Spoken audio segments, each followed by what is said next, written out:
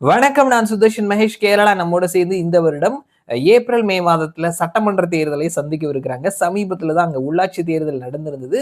UDF Congress தலைமையிலான UDF பெருவாரியான இடங்கள்ல வெற்றி பெற்றிருந்தாங்க. கேரளாவை பொறுத்த மட்டும் 3 முன்னணிகள் இருக்குது. எல்டிஎஃப் கம்யூனிஸ்ட் தலைமையிலான முன்னணி, யுடிஎஃப் காங்கிரஸ் தலைமையிலான முன்னணி, என்டிஏ பிஜேபி தலைமையிலான முன்னணி.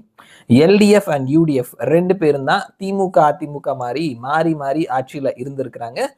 கடந்த 2 ஆண்டுகளா 10 வருடமா எல்டிஎஃபினுடைய ஆட்சி, கம்யூனிஸ்ட் கட்சி தலைமையிலான எல்டிஎஃபினுடைய ஆட்சி நடக்குது. பினராயி விஜயன் 2வது முறையா முதல்வரா இருக்கிறாரு. அடுத்து வரக்கூடிய தேர்தல்ல யாருக்கான வெற்றி வாய்ப்பு? நம்ம ஏற்கனவே ஒரு கணிப்பு ஒண்ணு மலையாள மனோரமா நியூஸ் பேப்பர் வெளியிட்டு இருந்த கணிப்பு, உள்ளாட்சி தேர்தல்ல யார் எந்தெந்த மண்டலங்கள்ல ஜெயிச்சிருந்தாங்க, அவர்கள் அடுத்து வரக்கூடிய சட்டமன்றத்துல என்ன மாதிரியான வெற்றியை பெறுவார்கள். ஏன்னா கேரளாவினுடைய அரசியல் வரலாற்றை பார்த்தோம் அப்படின்னா 1995 நடந்த உள்ளாட்சி தேர்தல், அதுக்கப்புறமா நடந்த 96 சட்டமன்ற தேர்தல், அதுல இருந்து பார்த்தோம்னா 2020 வரைக்கும் 5-6 தேர்தல்கள்ல உள்ளாட்சி தேர்தலில் யார் ஜெயிக்கிறாங்களோ அவங்க தான் சட்டமன்ற தேர்தலையும் ஜெயிக்கிற மாதிரியான ஒரு சூழல் தான் இருந்திருக்குது இது வரைக்கும்.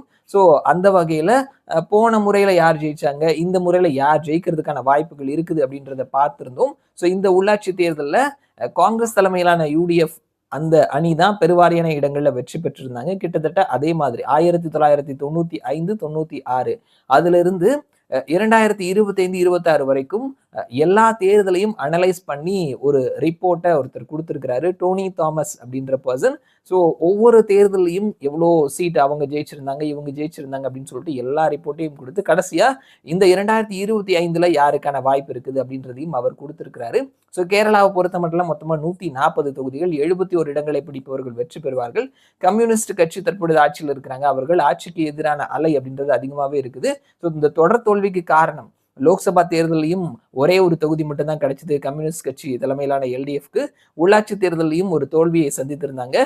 தொடர்ந்து அந்த ஆட்சிக்கு எதிரான ஊழல், ஆட்சிக்கு எதிரான அலை, சபரிமலையில துவாரபாலகர் சிலையில இருக்கக்கூடிய தங்க நகை திருட்டு அப்படின்னு சொல்லிட்டு பலவிதமான குற்றச்சாட்டுகள் இருக்குது. அதுல கம்யூனிஸ்ட் கட்சியை சேர்ந்தவர்களும் கைதாகி சிறையில இருக்கிறாங்க. இன்னொரு பக்கத்துல பினராயி விஜயன் அவருடைய தலைமையில எதிர்கொள்றதுதான் ஒரு பிரச்சனை அப்படின்னு சொல்லிட்டு அவருடைய தலைமைக்கு கூட எதிர்ப்பு கிளம்பி இருக்குது கம்யூனிஸ்ட் கட்சிக்குள்ளேயே இருந்து. இப்படியா கம்யூனிஸ்ட் கட்சி ஒரு சிக்கலான சிச்சுவேஷன்ல இருக்கிறாங்க.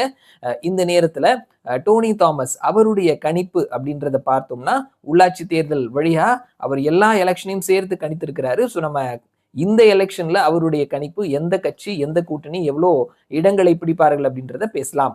காங்கிரஸ் தலைமையிலான யுடிஎஃப் 75 90 இடங்களையும், கம்யூனிஸ்ட் தலைமையிலான எல்டிஎஃப் 50 65 இடங்களையும், பிஜேபி 1 5 இடங்களையும் கைப்பற்றுவார்கள் சொல்லியிருக்கிறாங்க.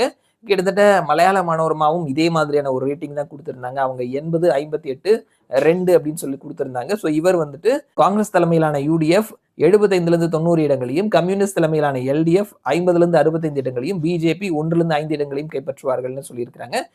இதே மாதிரியான சூழல் தொடர்ந்தது அப்படின்னா காங்கிரஸ் தலைமையிலான யுடிஎஃப் வரக்கூடிய சட்டமன்ற தேர்தலில் ஜெயிக்கிறதுக்கான வாய்ப்புகள் இருக்குது அப்படின்னு சொல்லிட்டு டோனி தாமஸ் கணித்திருக்கிறாரு.